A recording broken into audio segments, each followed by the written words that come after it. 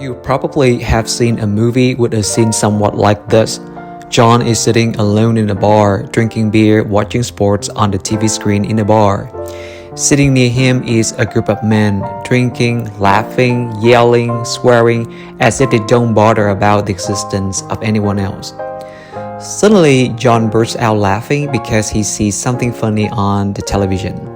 And one of the men in the group turns around, gives John an upsetting look. He then comes to where John sits and asks, "Hey, were you laughing at me back then?" Taken aback by the stranger, who is much bigger, taller than him, John says, "Oh no, I was not. I just saw something funny on TV. I was not laughing at you."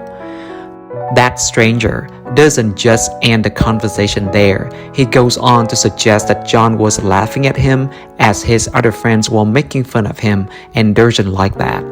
He says, "You were clearly laughing at me, and you don't even have the gut to admit that you did. You are such a coward."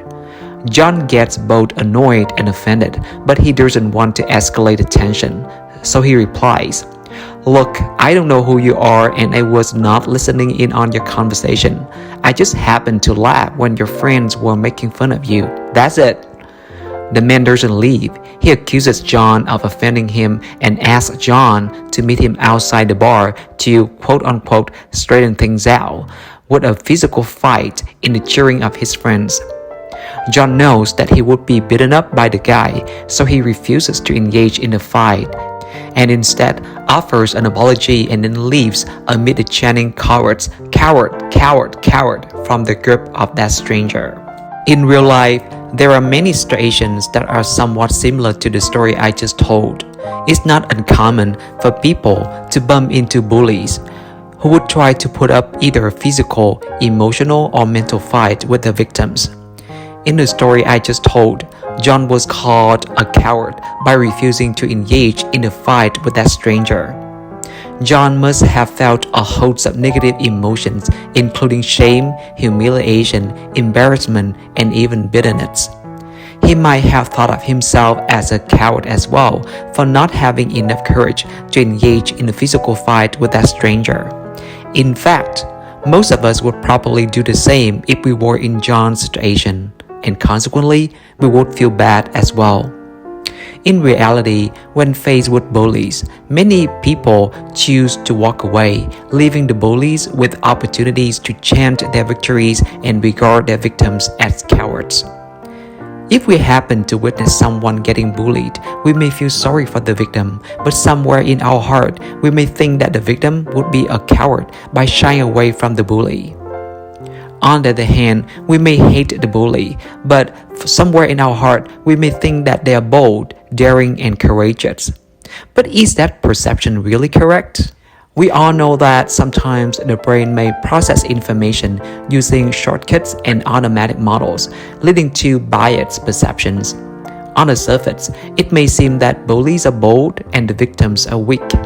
It seems that by shying away from bullies, the victims more or less show their cowardice. But if we take a closer look, a contrasting perspective is revealed. Coming back to the story of John, you probably have noticed that the stranger who intended to put up a fight with John was much bigger, taller than John was. In other words, the stranger clearly has an advantage over John in terms of physical traits, and that advantage is very likely to be of great assistance to him if he engages in a fight with someone like John. Furthermore, he was going with a group of friends who were giving him support in humiliating John and pushing him to a fight. In other words, the stranger has two other advantages over John. First, it was the emotional support which helps to boost his confidence, whereas John's was alone. And second, the stranger knew that if he had trouble in a physical fight, his friends would be very likely to jump in as his backup. And in a fight of many versus one, we know what the odds are. On the other hand, looking at the stranger and judging the situation, John would be well aware of the clear advantages of the stranger if they engage in the fight. So his fight-or-flight instinct would trigger anxiety and worries in John and urge him to back down. Therefore, even before a physical fight happens, John was already suffering from psychological attacks that may reduce his ability to fight. With all such advantages, when coming over and challenging John to engage in a physical fight, the stranger knew that he would have a great chance of victory.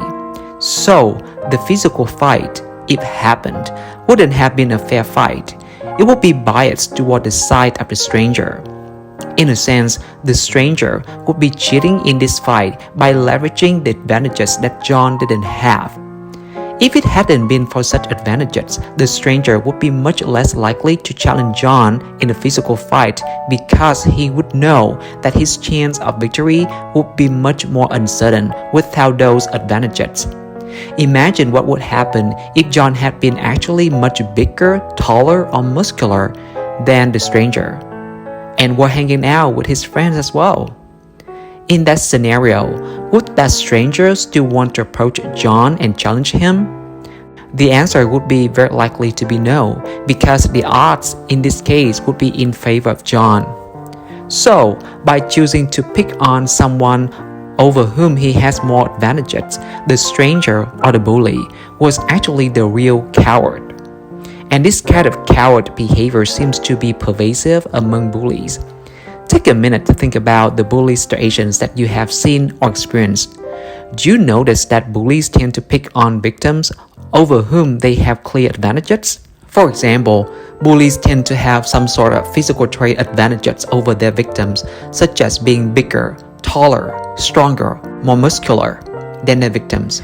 And this fact is quite intuitive because just like any other animals in the nature, human beings know how to use physical size as a cue to decide whether a target is a prey or danger and then to fight or to fly. Therefore, when bullies see people who have fewer physical advantages than they do, they tend to feel more confident in expressing aggression towards such people. This is the popular case with many school bullies because children tend to be less familiar with using weapons than adults. It's not uncommon that children who bully their friends in general are relatively bigger, taller, or stronger than their victims. It's not hard to realize that when those bullies interact with those who clearly have physical trait advantages over them, most of the time they wouldn't dare to challenge such people. Another form of advantage that bullies tend to resort to is group advantage. We tend to see that bullies tend to go in their groups with at least a few members, whether it's a group of school bullies or a group of gangsters. Why so? Because those bullies know the relative advantage of being in a group versus being alone. A group would provide more support and protection for each of them, both emotionally and physically.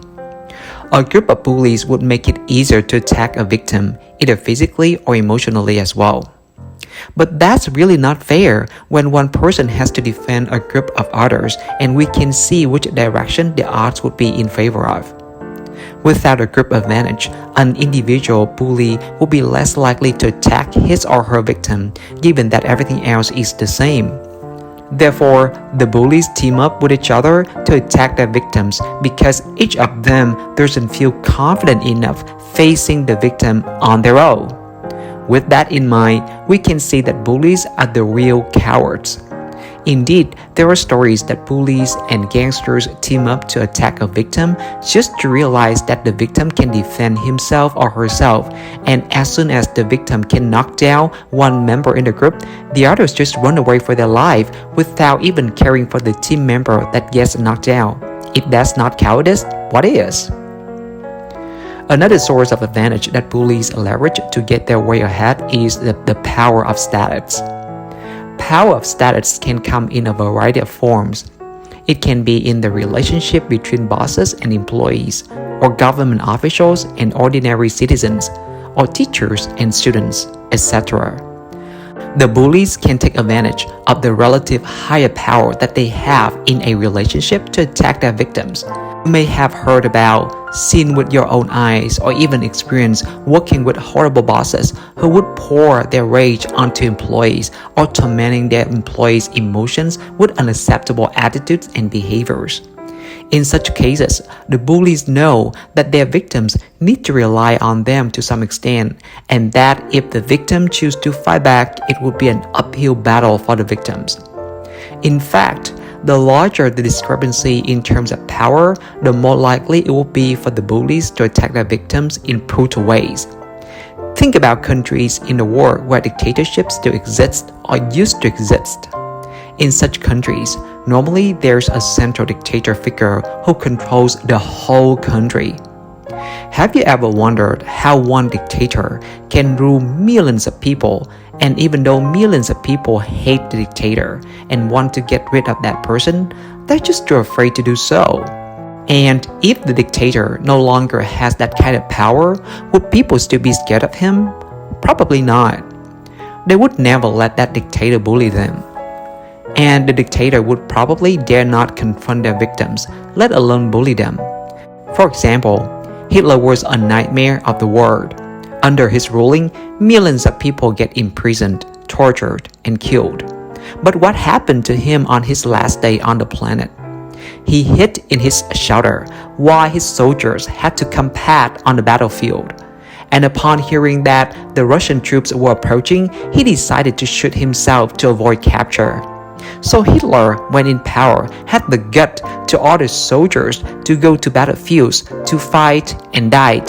He had the gut to imprison and torture people. He had the gut to organize the Holocaust, but upon losing his power, he didn't even dare to pick up a gun and fight against those he called the enemy. He didn't have the gut to face his enemy. He didn't dare to stay in the prison of his enemy. He didn't dare to face those who he ordered to imprison or put in concentration camps. If that's not cowardice, then what is it? But it doesn't have to involve notorious people like that to help us realize that bullies who rely on their power are actually cowards.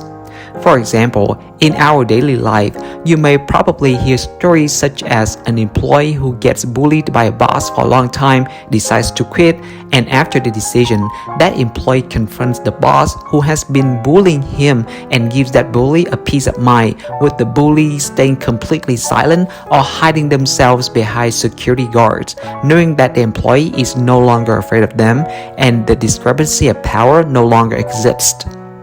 The bold attitude disappears in minutes. The boss shows who he really is, a coward. Of course, the characteristics of a real coward mentioned so far are only exemplary and by no means exhaustive. But they go to show what the faces of real cowards look like. Such cowards try to hide their face under the masks of bullies who prey on victims who have some sort of disadvantages in comparison with them. But having identified such cowards, it's also worth mentioning the strength of some victims. Coming back to the story of John, who decided to walk away to avoid a fight amid a crowd calling him a coward. Whereas we have identified who were the real cowards in that story, what remains hidden was John's inner strength. On the surface, one may say that John was weak because he walked away instead of daring a fight with the bullies. But if we look closely, we may realize that it was smart of John to have done so. There's a saying that goes, "It is better to conquer yourself than to win 1,000 battles." Why so? Because it's human nature to easily get controlled by our emotions and end up doing things we may later regret. It's much harder to control such emotions and choose a different course of action that may be wiser but feels less satisfying in the moment. When getting offended, some people may let their anger control them and do things that may lead to many bad consequences. It's harder to contain such anger and negative emotions to choose another course of action that is wiser. Many victims of bullies can see through the situation in minutes. They decide to take control of the situation by walking away. That actually shows that they are smarter and stronger than the bullies.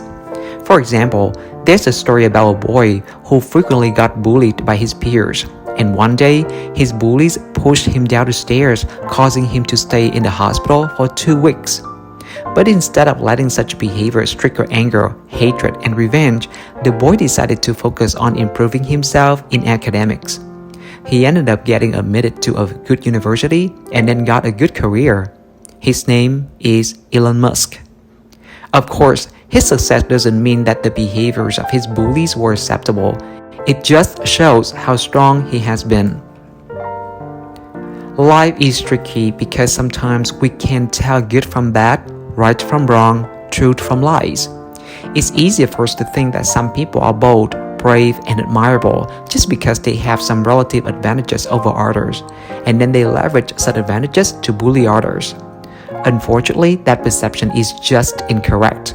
Bullies, most of the time, are cowards, no matter how big, tall, strong, rich, or powerful they are. And ironically, some of their victims turn out to be the ones who really have admirable inner strength and good qualities. So the next time you decide to walk away from a bully, hold your head high and know that you're making progress in improving your human qualities by learning to tame your negative emotions and handle the situation in a smart way. And don't forget to tell others that bullies are in fact both cows. Thank you for watching. If you like this video, hit the like button and don't forget to share this video with your friends. And don't forget to subscribe to receive latest videos from the channel.